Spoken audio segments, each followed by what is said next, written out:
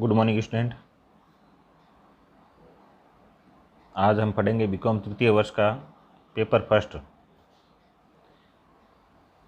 अंतर्राष्ट्रीय विपणन, international marketing. जैसा कि विषय से ही अवबोध होता है कि ये अंतर्राष्ट्रीय मार्केटिंग जो विश्व स्तर पे देश के बाहर जो मार्केटिंग की जाती है, विपणन किया जाता है, उससे संबंधित हैं। इसको हम सामान्य अर्थ में कह सकते हैं कि अंतर्राष्ट्रीय स्तर पर संपन्न की जाने वाली विपणन क्रियाओं को अंतर्राष्ट्रीय विपणन कहा जाता है। ऐसा विपणन देश की सीमाओं के बाहर किया जाता है, जिसमें सामाजिक एवं तकनीकी तत्व महत्वपूर्ण हैं। तकनीकी लक्षण यह बतलाता है कि विपणन के भौतिक तत्वों से संबंधित नियम, सिद्धांत या व्यूह रचनाएं सार्वभौमिक हैं, यानी वो सभी देशों में मान्य हैं और सर्वत्र समान रूप से प्रयुक्त की जा सकती हैं। किंतु विपणन प्रक्रिया का सामाजिक लक्षण का प्रत्येक राष्ट्र में भिन्न भिन्न होता है।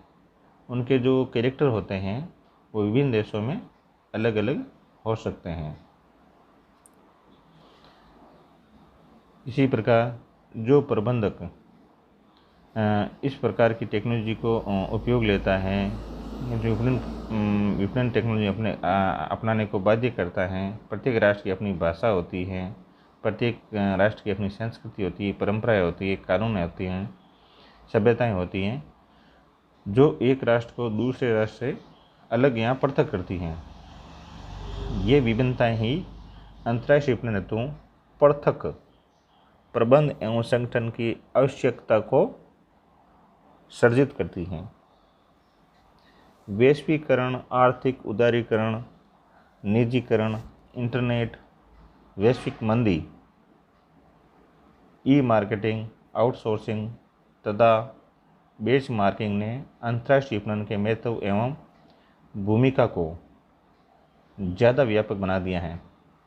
जैसा कि आप उदारीकरण, लिबरलाइजेशन शब्द सुन रहे हैं आज की तारीख में, निजीकरण शब्द सुन रहे हैं, इंटरनेट सुन रहे हैं, वैश्विक मंदी जो होती है, विश्व में एक साथ मंदी आती है, एक साथ मंदी हटती है।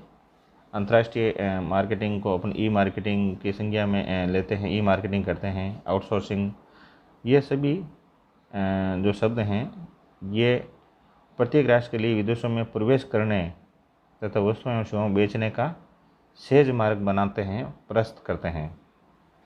इस आधार पर हम अंतर्राष्ट्रीय विपणन की परिभाषाओं को साधारण शब्दों में ये कह सकते हैं कि अंतर्राष्ट्रीय विपणन विश्व में विभिन्न देशों के मध्य व्यापार प्रवृत्ति, आयात एवं निर्यात प्रवृत्तियों से संबंधित हैं, इंपोर्ट एक्सपोर्ट से संबंधित हैं। इसमें विभिन्न देशों की व्यापार नीतियों एवं व्यापार व्यवहारों पर विचार भी सम्मिलित हैं, क्योंकि ये अंतर्राष्ट्रीय विपणन में क्रेता विक्रेता संबंधों को निर्धारित भी करते हैं और नियंत्रित भी करते हैं, अर्थात कंट्रोल करते हैं। टेपेस्ट्रा वन एक प्रबंध शास्त्री हुए हैं, उन्होंने परिभाषित किया है कि अंतर्राष्ट्रीय विपणन को राष्ट्रीय सीमाओं के बाहर किए जाने वाले विपणन की संज्ञा दी है। जो भी राष्ट्र के बाहर जो भी बिजनेस किया जाता है, मार्केटिंग की जाती है, उसको अंतर्राष्ट्रीय विपणन कहा जाता है। उनके अनुसार अंतर्राष्ट्रीय विपणन एक व्यापक शब्द है जिसमें राष्ट्रीय सीमाओं के पार विपणन से संबंधित समस्याओं को कवर करने के साथ ही विभिन्न राष्ट्रीय बाजारों में उत्पन्न विपणन समस्याओं को सम्मिलित किया जाता है। इसमें उस घरेलू फर्म की स्थिति पर विचार किया जाता है जो निर्यात कर रही है, यानी एक्सपोर्ट कर रही है, उसी फर्म पे विचार किया जाता है। जो फर्म देश के अंदर काम करती है उस पर विचार नहीं किया जाता है, जो फर्म बाहर कर रही है एक्सपोर्ट, उस पर विचार किया जाता है। साथ ही उन फर्मों की आवश्यकताओं को पर भी विस्तार से विश्लेषण किया जाता है कि उनकी क्या आवश्यकता है, कच्चा माल की क्या आवश्यकता है, बाहर भेजने की क्या आवश्यकता है, जो भी व्यवस्था है उनको देखा जाता है। जो असेंबल लाइसेंस या विदेशी बाजार में उत्पाद करती हैं इस प्रकार अंतर्राष्ट्रीय विपणन में निर्यातक से लेकर बहुराष्ट्रीय फर्मों की विपणन समस्याओं को सम्मिलित किया जाता है। इसी प्रकार नेक्स्ट परिभाषा है अपनी अमेरिकन विपणन संघ के अनुसार। अमेरिकन विपणन संघ ने परिभाषित किया है, अंतर्राष्ट्रीय विपणन विनिमय सर्जित करने हेतु विचारों, वस्तुओं एवं सेवाओं की आवश्यकताओं या अवधारणाओं, कीमत संवर्धन एवं वितरण के नियोजन एवं क्रियान्वयन की बहुराष्ट्रीय प्रक्रिया हैं, जो व्यक्तिगत एवं संगठनात्मक उद्देश्यों को संतुष्ट करती हैं। अंतर्राष्ट्रीय विपणन संघ ने विचारों, वस्तुओं, सेवाओं, अवधारणाओं, कीमत संवर्धन और इनके नियोजन संबंधी सभी प्रक्रियाओं को, जो कि व्यक्तिगत हो सकती हैं, संगठनात्मक हो सकती है, लेकिन उद्देश्य को संतुष्ट करती हैं, को अंतर्राष्ट्रीय विपणन की संज्ञा दी है। इन परिभाषाओं के आधार पर हम इन अंतर्राष्ट्रीय जो विपणन हैं उनको इस प्रकार परिभाषित कर सकते हैं कि अंतर्राष्ट्रीय विपणन का संबंध राष्ट्रीय सीमाओं के पार किए जाने वाले विपणन से हैं। स्वदेशी विपणन के समान ही अंतर्राष्ट्रीय विपणन की क्रियाएं एवं लक्ष्य होते हैं। दोनों में मूल अंतर विपणन कार्यक्रमों का क्रियान्वयन है। फिर एक से अधिक बाजारों की विद्यमानता भी है। स्वतः ही विपणन की प्रक्रिया में जटिलता को बढ़ा देते हैं। प्रत्येक राष्ट्र में पृथक भाषा, संस्कृति, कानून, सामाजिक मान्यताएं एवं मूल्य होते हैं। विदेशी व्यापार के नियमन एवं नियंत्रण हेतु राष्ट्र कानून बनाता है एवं उन्हें लागू करता है। स्वतंत्र व्यापार के विपरीत अंतर्राष्ट्रीय विपणन में इन सब बाधाओं को ध्यान में रखना होता है, जो कि दृश्य भी हो सकती हैं और अदृश्य भी हो सकती हैं। इतना ही नहीं, विदेशी व्यापार नियमन का भी अंतर्राष्ट्रीय विक्रय एवं परिचालन पर व्यापक प्रभाव होता है। अंतर्राष्ट्रीय विपणन के संदर्भ में नियंत्रित या नियंत्रण योग्य तथा अनियंत्रण योग्य घटकों की अवधारणाओं से परिचय महत्वपूर्ण है। नियंत्रण योग्य घटकों में कंपनी के प्रबंध को सम्मिलित किया जाता है एवं एक कंपनी अपने विपणन मिश्रण के तत्वों, मार्केटिंग मिक्स एलिमेंट्स की संरचना एवं नियंत्रण में समर्थ होती हैं, जिनमें उत्पाद, कीमत, स्थान तथा संवर्धन सम्मिलित हैं। लेकिन वह समग्र वातावरण जिसमें फर्म अपने क्रियाकलापों का निष्पादन करती हैं, नियंत्रण के परे होते हैं। इस आधार पर हम इसकी प्रकृति का अध्ययन करेंगे। अंतर्राष्ट्रीय विपणन की प्रकृति में हम उसकी सीमा एवं प्रकृति कुछ सीमा एवं स्वदेशी विपणन से मिलती हैं। इसके संदर्भ में मौलिकताएं विभिन्नता लिए होते हैं। इनके प्रकृति के बिंदु निम्नलिखित हैं। अंतर्राष्ट्रीय विपणन की प्रकृति में फर्स्ट पॉइंट है बहुराष्ट्रीय विपणन प्रबंध, अर्थात अंतर्राष्ट्रीय विपणन बहुराष्ट्रीय विपणन प्रबंध परियोजनाओं का योग है। इसमें एक फर्म विभिन्न राष्ट्रीय विपणन कार्यक्रमों को प्रभावी बहुराष्ट्रीय कार्यक्रम में एकीकृत एवं समन्वित किया जाता है, जो कि एक चुनौतीपूर्ण कार्य है। सेकंड अपनी इसकी अंतर्राष्ट्रीय विपणन की प्रकृति है नियंत्रणीय एवं अनियंत्रणीय घटक। स्वदेशी विपणन में आंतरिक घटकों का प्रबंध करते हुए फर्म के वातावरण में विद्यमान अनियंत्रित घटकों को प्रत्युत्तर देने का प्रयास किया जाता है। अंतर्राष्ट्रीय विपणन में भी लगभग ऐसा ही होता है, लेकिन अनियंत्रित योग्य तथा अनियंत्रित योग्य घटक अंतर्राष्ट्रीय दृष्टि से पृथक एवं विशिष्ट होते हैं, जो अंतर्राष्ट्रीय विपणन में व्यापक जटिलताएं उत्पन्न करते हैं। इसी प्रकार नेक्स्ट हैं विशिष्ट चातुर्य। स्वदेशी विपणन के विपरीत अंतर्राष्ट्रीय विपणन हेतु प्रबंधक में विशिष्ट चातुर्य वांछित है, यानी चाहिए आपको।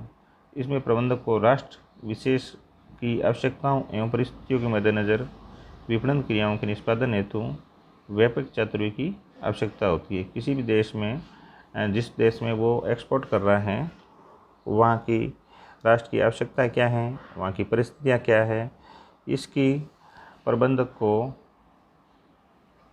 जानकारी होनी चाहिए। इसी प्रकार नेक्स्ट पॉइंट है अवधारणा, कंसेप्ट। अंतर्राष्ट्रीय विपणन की अवधारणा को हम 3 बिंदुओं में बांट सकते हैं।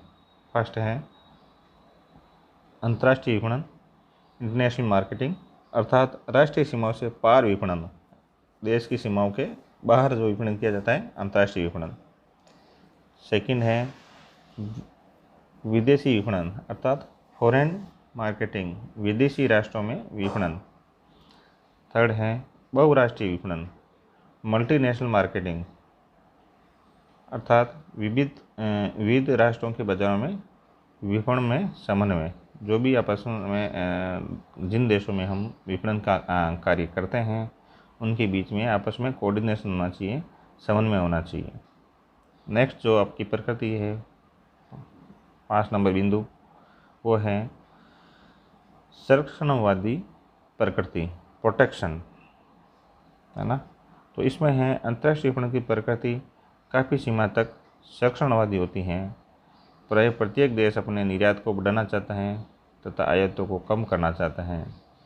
अतः इसी लक्ष्य के मद्देनज़र विपणन प्रयासों का नियोजन एवं क्रियान्वयन किया जाता है। इसके अतिरिक्त प्रत्येक देश की सरकार अपने घरेलू उद्योगों को विदेशी प्रतियोगिता से बचाने का भी हर संभव प्रयास करती हैं। इसलिए अंतर्राष्ट्रीय व्यापार की प्रकृति को संरक्षणवादी कहा जाता है। कोई भी देश अपने व्यापार का घाटा नहीं देखना चाहता, नुकसान नहीं देखना चाहता, इसलिए वो उसको संरक्षण देता है। विभिन्न जो नीतियों के तहत उनमें टैक्स लगाता है इंपोर्ट आउटपोर्ट पे। इसकी वजह से उसके जो देश के अंदर जो व्यापार और व्यवसाय किया जाता है, उन उद्योगों को फलने फूलने का मौका मिलता है और संरक्षण मिलता है। नेक्स्ट पॉइंट है 6th, सघन प्रतियोगिता। अंतर्राष्ट्रीय विपणन सघन प्रतियोगी प्रकृति का होता है। इसके अंतर्गत त्रिस्तरीय प्रतियोगिता का सामना करना होता है। प्रथम अपने देश के नियतकों से, द्वितीय अपने अन्य देशों के, और तीसरा आयातक देश के उत्पादकों से। सबसे पहले वो जो अपने देश के जो निर्यातक हैं, जो उसी देश के निर्यातक हैं जो अन्य देशों में निर्यात करते हैं, उनसे कंपटीशन होता है। द्वितीय अन्य देश जो दूसरे देश हैं जो वो उसी वस्तु का निर्यात करते हैं, उनसे भी उनको कंपटीशन मिलता है। और तृतीय आयातक देश के उत्पादकों से, जिस देश में निर्यात किया जा रहा है और जो आयात यहाँ से हमारे देश से कर रहा है, उनके जो उत्पादक हैं, उनकी जो प्रोडक्ट हैं, उनकी कीमत क्या है, उनकी विशेषताएं क्या हैं, क्या वो प्रभावित करती हैं। तो ये सब के साथ उनकी फुली कंपटीशन होता है। नेक्स्ट बिंदु है साख अभिमुखी, क्रेडिट ओरिएंटेड। अंतर्राष्ट्रीय विपणन साख अभिमुखी होता है। इसमें विकसित देशों का बड़ा भाग है। विकासशील देश मुख्यतः क्रय शक्ति नहीं रखते हैं, अतः ये देश उन्हीं देशों में से माल क्रय को वरीयता देते हैं जो भुगतान की अवधि को लंबा रखते हैं एवं ब्याज दर न्यूनतम रखते हैं।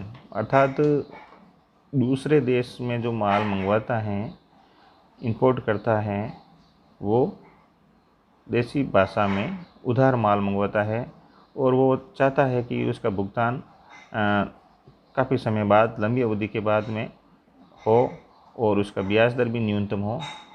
उसको कहते हैं हम साख अभिमुखी, यानी उधार माल देना। नेक्स्ट है अपना व्यापक जोखिम, कम्प्रहेंसिव रिस्क। व्यापक जोखिम में जैसा कि अंतर्राष्ट्रीय विपणन कई प्रकार की जोखिमों से घिरा होता है। इसके अंतर्गत अनुबंध करने एवं इसके निष्पादन में काफ़ी समय लगता है, बहुत टाइम लगता है। माल को बना कर विदेशों में एक्सपोर्ट करने के बीच में उसी दौरान आयातक एवं निर्यातक देशों में राजनीतिक परिवर्तन, आर्थिक परिवर्तन, वैधानिक परिवर्तन एवं अंतर्राष्ट्रीय विपणन का व्यापक रूप से प्रभावित करता है। वहाँ की सतहें चेंज हो जाती हैं, जिसको हम कहते हैं राजनीतिक परिवर्तन। वहाँ मंदी आ जाती है, तेजी आ जाती है, उसको कहते हैं आर्थिक परिवर्तन। और वैधानिक परिवर्तन, वहाँ के देश की सरकार द्वारा किसी प्रकार का कानून बना दिया जाता है जिनमें इंपोर्ट और एक्सपोर्ट पर शिथिलता भी दी जा सकती है और उन पर बाध्यता लगा सकते हैं, रोक लगा सकते हैं। नेक्स्ट जो अपना बिंदु है 9 नंबर, वो है प्रभावपूर्ण प्रकृति। अंतर्राष्ट्रीय विपणन प्रभावपूर्ण प्रकृति का होता है। विश्व के कुल व्यापार के लगभग 75% भाग पर विकसित देशों का प्रभुत्व है। बड़े जो देश हैं, जो व्यापारिक देश है, पूंजीवादी देश हैं, वो विश्व के लगभग 75% भाग पर अपना व्यापार को फैला रखा है, उनका प्रभुत्व है। विकसित देश अपनी तकनीकी एवं गुणवत्ता संबंधी श्रेष्ठता के कारण बेहतर उत्पाद एवं सेवाएं प्रदान करने में समर्थ होते हैं। उनकी टेक्नोलॉजी विकसित होती हैं, उनके प्रोडक्ट जो हैं वो गुणवत्ता में भी अच्छे होते हैं, बेहतर होते हैं, और सेवा भी विभिन्न देशों में देने के लिए उनके पास में संसाधन होते हैं, इसलिए वो बेहतर होते हैं। ये राष्ट्र शोध एवं विकास, विज्ञापन, प्रचार आदि पर व्यापक धनराशि खर्च करते हैं। अपने प्रोडक्ट में विभिन्न समय अवधियों में विज्ञापन प्रक्रिया, प्रचार प्रक्रिया और उसकी क्वालिटी में भी परिवर्तन करते रहते हैं। अंतर्राष्ट्रीय विपणन में व्यापार में लगभग 200 वस्तुओं का हिस्सा 95% के करीब हैं। भारत की इस संबंध में तुलना करना उपयुक्त होगा। लगभग 60 वस्तुओं के अंतर्राष्ट्रीय व्यापार में हमारा हिस्सा शून्य या नंगे हैं। ऐसे प्रोडक्ट हैं 200 में से 60 जिनमें वो प्रोडक्ट हम निर्माण ही नहीं करते हैं। लगभग 65 वस्तुओं में हमारा जो हिस्सा 0.60% हैं वो नंगे हैं एक तरह से। लगभग 115 वस्तुओं में भारत की हिस्सेदारी 0.40% हैं। जब भारत जैसे विशाल देश की यह हालत है तो अन्य विकासशील एवं कम विकसित देशों की तो चर्चा करनी बेमानी है। वो सिर्फ इंपोर्ट पर ही अपना व्यापार और वहाँ का संचालन करते रहते हैं। नेक्स्ट बिंदु है राजनीतिक प्रकृति। अंतर्राष्ट्रीय विपणन में राष्ट्रों के मध्य राजनीतिक संबंधों की भी अहम भूमिका होती है। प्राय विकसित देश उन विकासशील देशों को अपने यहाँ निर्यात हेतु प्रोत्साहन देते हैं जो उनके राजनीतिक एवं सामरिक हितों की पूर्ति के लिए उपकरण बनने हेतु तैयार होते हैं। कई देश के बिजनेसमैन अपने देश की सरकार का सपोर्ट चाहते हैं, जिसको कहते हैं राजनीतिक प्रकृति। उन मुद्दों को सपोर्ट देते हैं, तन मन धन सबसे उनको सरकार को सपोर्ट देते हैं, तो उनकी पॉलिसी भी उनकी जैसी बनाई जाती है उनके विकास को देखते हुए, तो इसको कहते हैं राजनीतिक प्रकृति। नेक्स्ट बिंदु है एकीकरण प्रकृति। अंतर्राष्ट्रीय विपणन ग्लोबल एकीकरण को प्रोत्साहन करता है। उदाहरण के लिए बोइंग कॉरपोरेशन अमेरिका का है, किंतु इसके द्वारा बनाए जाने वाले हवाई जहाज़ों के विभिन्न भागों का निर्माण विश्व के 29 देशों में किया जाता है। इससे इसकी एकीकरण प्रकृति सिद्ध होती है। विभिन्न जैसे बोइंग कंपनी का एग्जाम्पल दिया गया है। बोइंग कंपनी है तो अमेरिका की, लेकिन इसमें जो पार्ट्स आते हैं वो पार्ट्स केवल अमेरिका में नहीं बनाए जाते हैं, वो विश्व के लगभग 29 देशों में बनाए जाते हैं। अब उन 29 देशों से बनकर आने वाले प्रोडक्टों के आधार पे बोइंग कॉरपोरेशन हवाई जहाज़ का निर्माण करती है। तो इसकी वजह से ये बिज़नेस जो हो गया वो एकीकरण प्रकृति का हो गया। सारे देश मिलके एक हवाई जहाज़ का निर्माण करते हैं। तो ये हमारी विशेषताएं थी अंतर्राष्ट्रीय विपणन की। अब हम अंतर्राष्ट्रीय विपणन के क्षेत्र को समझेंगे। अंतर्राष्ट्रीय विपणन का स्कोप क्या है, जैसा कि आपको बताया मैंने, अंतर्राष्ट्रीय विपणन का क्षेत्र सार रूप में निर्यात विपणन ही है, अर्थात एक्सपोर्ट मार्केटिंग ही है। निर्यातक कंपनी विभिन्न प्रकार से निर्यात विपणन में सहयोग करती हैं। अंतर्राष्ट्रीय विपणन में संलग्न विपणन कंपनियां मुख्यतः 3 प्रकार का व्यवसाय करती हैं: आयात व्यापार, पुनर्निर्यात व्यापार एवं निर्यात व्यापार। इस प्रकार अंतर्राष्ट्रीय विपणन के क्षेत्र को हम 3 शीर्षकों में बांट सकते हैं। पहला है आयात व्यापार अर्थात इंपोर्ट ट्रेड। आयात व्यापार में संलग्न अंतर्राष्ट्रीय विपणन कंपनियां दूसरे देशों से माल अथवा वस्तुओं का निर्यात करके उन्हें अपने देश में विक्रय करती हैं। ऐसा देश में उस वस्तु का माल की पर्याप्त उपलब्धता नहीं होने अथवा दूसरों देशों में उनकी तुलनात्मक लागत कम होने पर किया जाता है। आयात व्यापार में हमारे देश में कोई प्रोडक्ट बनता है लेकिन उसकी लागत ज़्यादा आ रही है या यहाँ पे मांग की तुलना में पूर्ति कम है, तो हम दूसरे देशों से जो माल मंगवाते हैं उसको इंपोर्ट ट्रेड अर्थात आयात व्यापार कहते हैं। नेक्स्ट है पुनर्निर्यात व्यापार, री एक्सपोर्ट ट्रेड। इसमें पुनर्निर्यात व्यापार में विपणन कंपनियां दूसरे देशों से कच्चे माल अथवा अर्धनिर्मित माल का निर्यात करके उसे निर्मित माल में परिवर्तित करती हैं।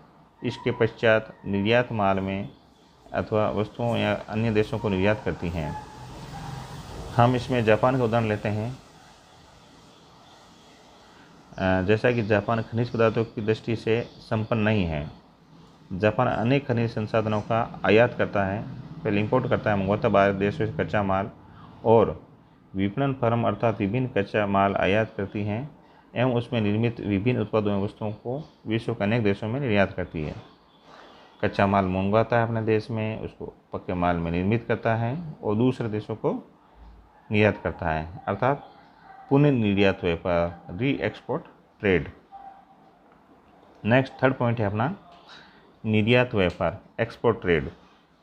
निर्यात व्यापार के अंतर्गत विपणन कंपनियां दूसरे देशों से माल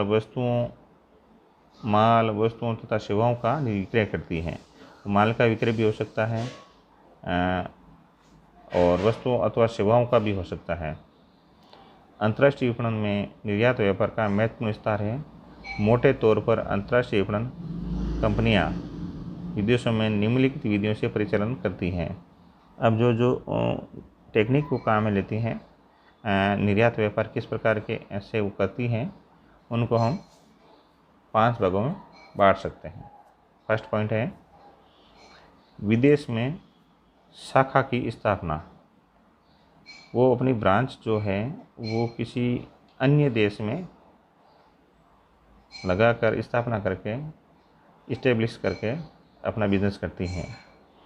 इसके अंतर्गत एक निर्यातक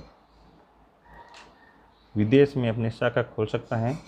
यह शाखा निर्यात बाजार की आवश्यकताओं के अनुरूप उत्पादों का संयोजन एवं पैकिंग कर सकती है।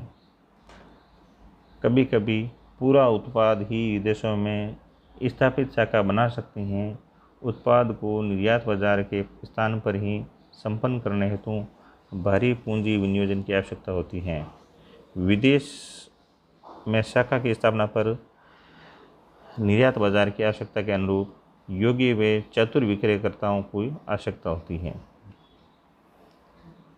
जो देश है वो विदेश में अपनी शाखा खोल के वहाँ पैकिंग का काम कर सकती है। जो भी प्रोडक्ट वहाँ बनता है उनकी लेबलिंग करके भी अपने प्रोडक्ट को बता सकती है कि ये प्रोडक्ट का निर्माण यहाँ हुआ है। इसी प्रकार वो वहाँ पे अपनी आवश्यकता अनुसार अधिक पूंजी विनियोजन करके वहीं पे आवश्यकता अनुसार अपनी शाखा की स्थापना करके निर्यात बाजार की आवश्यकता के अनुरूप पूर्ति कर सकती हैं। नेक्स्ट बिंदु हैं वह हैं संयुक्त साहस एवं सहयोग, जॉइंट वेंचर एंड कोलैबोरेशन।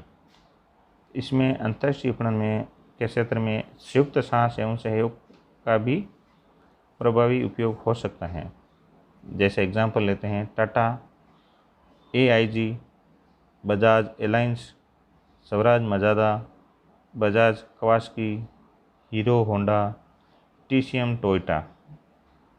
इसके अंतर्गत निर्यातक कंपनी किसी अन्य कंपनी के साथ मिलकर कार्य करती हैं। ऐसा कार्य अधिक व्यय क्षमता के बाहर होने पर किया जाता है ताकि उपलब्ध विपणन अवसरों का अनुकूलतम विदोहन किया जा सके। ऐसी व्यवस्था को अपनाकर कंपनी घरेलू विपणन एवं अंतर्राष्ट्रीय विपणन दोनों को प्रभावी रूप से निष्पादन कर सकती हैं। जॉइंट वेंचर के अंतर्गत देशी कंपनी विदेशी कंपनी के साथ टाई अप करती है, संधि करती है, सहयोग से किसी प्रोडक्ट को निर्माण करती है। जैसे मोटरसाइकिल हीरो होंडा कंपनी का एग्जाम्पल हुआ, वो कंपनी भारत की हीरो और विदेश की होंडा कंपनी मिलके भारत में किसी व्हीकल का निर्माण करती है, तो उस प्रोडक्ट को हीरो होंडा कहते हैं। और वो घरेलू कंपनी घरेलू उत्पादन के आधार पर अंतर्राष्ट्रीय विपणन का कार्य प्रोडक्ट का यहीं पर निर्माण करके अंतर्राष्ट्रीय विपणन की समस्या को सॉल्व करती हैं। नेक्स्ट बिंदु है अनुज्ञा पत्र व्यवस्थाएं, लाइसेंसिंग एग्रीमेंट। इस प्रकार की व्यवस्था भी अंतर्राष्ट्रीय विपणन के क्षेत्र के अंतर्गत सम्मिलित हैं। ये एक अनूठी प्रकार की व्यवस्था है। इसमें निर्यातक कंपनी अन्य देश की फर्म को अनुज्ञा पत्र में वर्णित शर्तों के आधार पर विक्रय करने का अधिकार देती हैं, लाइसेंस देती है हमारे देश में बिजनेस करने का, उसके अनुज्ञा पत्र कहते हैं। इसमें विदेशी फर्म को समान उत्पाद, किस्म एवं ब्रांड का उपयोग करना होता है। इसमें विदेशी फर्म को निर्यातक कंपनी के नाम, ख्याति व प्रतिष्ठा का लाभ मिल जाता है। निर्यातक कंपनी विदेशी कंपनी से विक्रय की कुल राशि का निश्चित प्रतिशत प्रतिफल के रूप में प्राप्त करती हैं। कई कंपनियां विदेशों में जो प्रोडक्ट का निर्माण करती हैं, वो अपनी कंपनी के प्रोडक्ट का नाम देकर अनुमति दे देती है कि मेरे नाम की कंपनी जो प्रोडक्ट निकालती है उसका आप निर्माण कर सकते हैं, और उसमें जो भी नियम कायदे हैं वो हमारे कंपनी के लागू होंगे, और आप उस वस्तु को बेचेंगे तो इतना प्रतिशत प्रतिफल जो प्राप्त होगा वो हमें देना पड़ेगा। इस प्रकार का एग्रीमेंट कर देती हैं। नेक्स्ट जो बिंदु हैं वो हैं परामर्श सेवाएं, कंसल्टेंसी सर्विसेज। अंतर्राष्ट्रीय विपणन के क्षेत्र में परामर्श सेवाएं भी आ जाती हैं। जैसा कि विकासशील देशों को अपने यहाँ आधारभूत उद्योगों की स्थापना के लिए परामर्श सेवाओं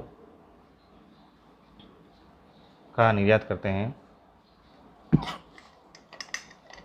इसके लिए निर्यातक कंपनी अपने परामर्शदाता भेज देती हैं जो निर्माण स्थल पर अपना मार्गदर्शन देते हैं।